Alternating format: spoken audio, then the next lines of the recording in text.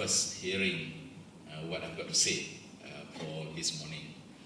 I always have a great passion for the youth, especially what I term as youth being the future leaders.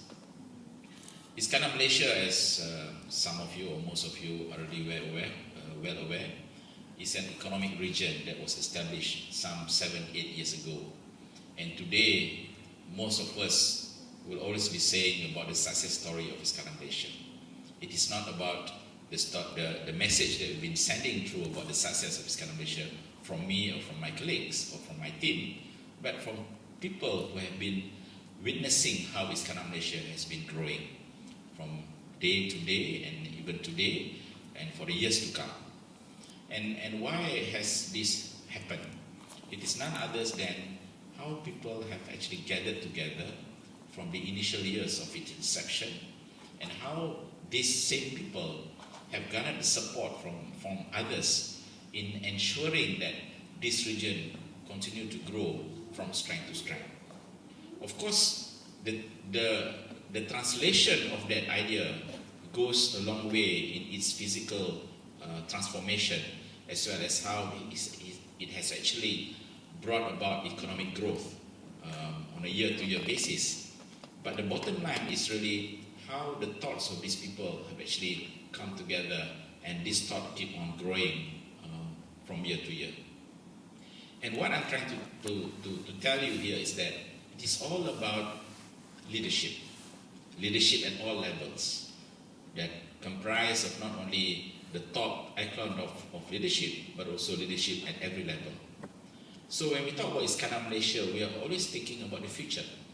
How Iskandar Malaysia will one day represent the nation's pride, and how Iskandar Malaysia as an economic region would be able to bring about prosperity, not only in terms of wealth, but how we have distributed that wealth, but more importantly, how people have been able to live and work together in harmony and reaping the benefits of the economic growth and the social well-being of the people. And this must have taken place at some point in time, very early in its inception. Otherwise, things would not have happened the way in which it has happened today. So, ladies and gentlemen, and students, what I'm trying to say is that leadership is very important at every level. And in Iskandar Malaysia, we face the reality of things.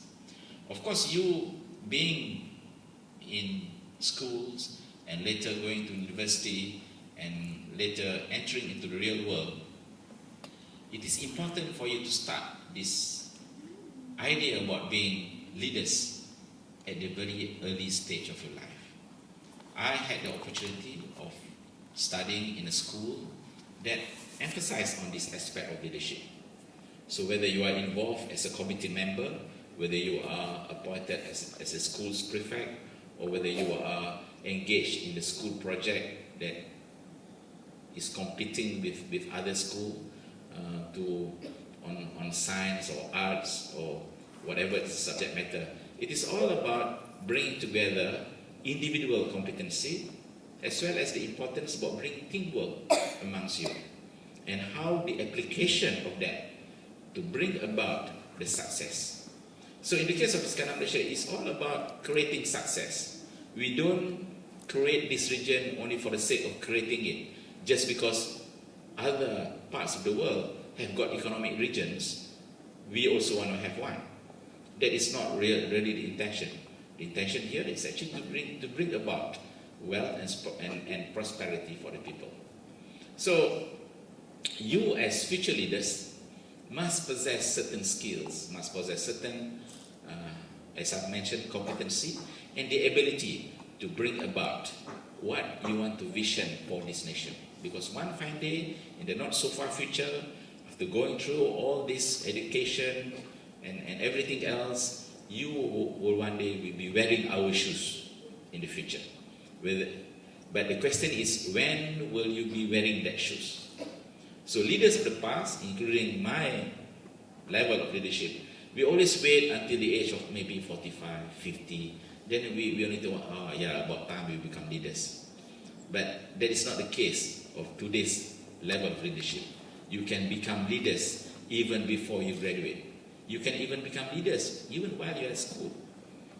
It is the manner in which you project yourself, or you want to be, or not want to be.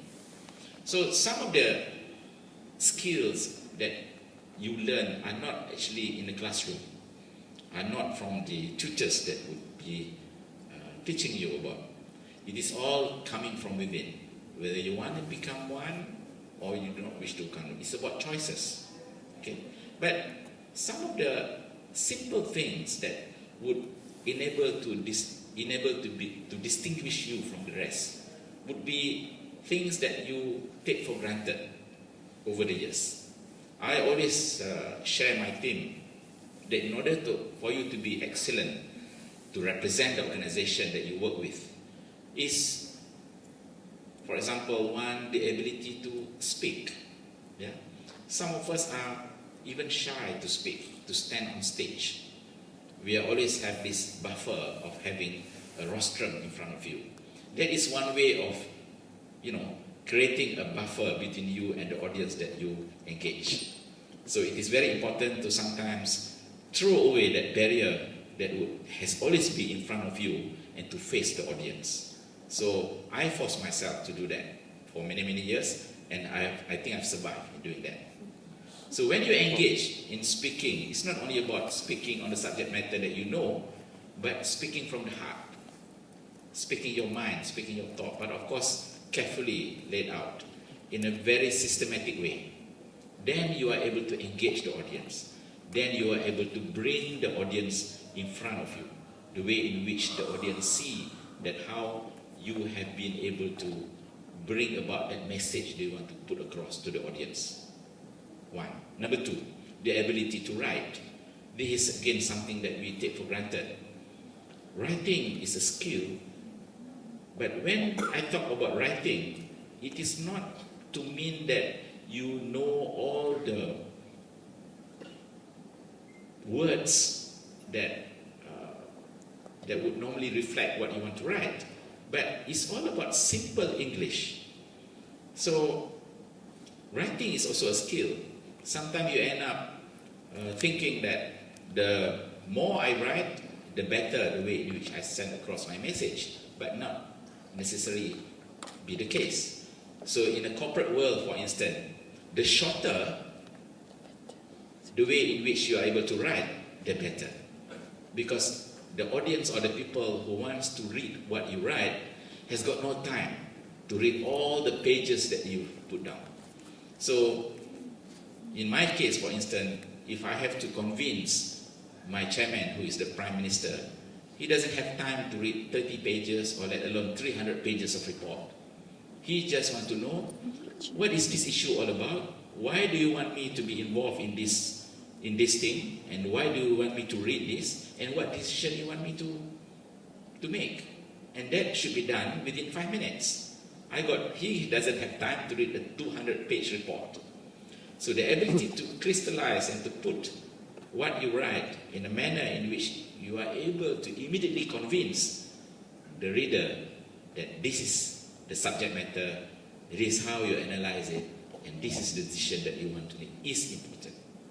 So that skill must be acquired at the very early stage of your life, and that includes the way in which you are being educated now. Yeah? And thirdly is, of course, it is of no use if you are able to speak, if you are able to write, but if you are not able to negotiate.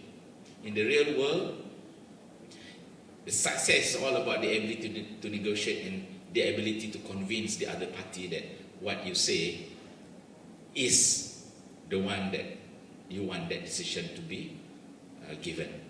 So sometimes, or in fact, most of the time, these are all about the ability to negotiate.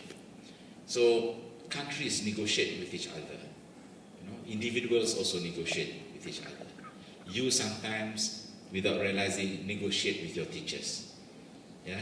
Sometimes, as student leaders,